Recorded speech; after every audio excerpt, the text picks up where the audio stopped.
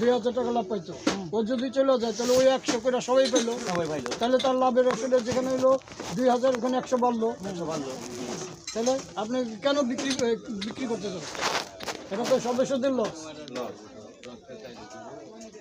এই জন্য কইছি যে না, কেনার কোনো সিস্টেম না, কারণ ওরা কিন্তু এটাই করে, বুঝছেন? 6 মাসের ভিতরে দেখবো আপনি 5,000 7,000 টাকা লাভ হচ্ছে, যাই তো কি করে না যায় না যায় আমি কিরণ 3 মাসের ভিতরে শুধু এটা নিয়ে হ্যাঁ, ভালো কথা এই যদি থাকে থাকবো, কিন্তু ওই যে বাকি ফেলাই দিব বছর শেষে এসে করবো আমার টাকা দাও, হবে না, করা হবে না। তো হিসাবই থাকবে কয় মাস পর্যন্ত সে দিল, তাই না? পরে আর দিল না, মাসের পরে কিস্তি সঞ্চয় সমিতির শেষে আশা করি আমার লাভে আসলে দাও, ওটা হবে না, ওই নিয়ম করবোই না। যে থাকবে একেবারে ধরেন একদিন বাকি আছে 1 বছরে, ওই একদিন পর্যন্ত থাকতে হবে। বাইরে হয়ে যাবো, সে লাভের টাকা পাবে, ওই টাকাটা সবাই পাবে, সদস্য সবাই পাবে।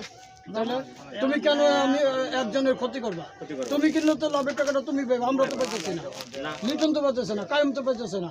কায়েম যদি কিনে তুমি তো পাইতেছো না, লাভের টাকাটা সে নিবে, তাহলে আমরা সদস্যদের হাওয়া খাবো না। আমি তো আলু ছাড়া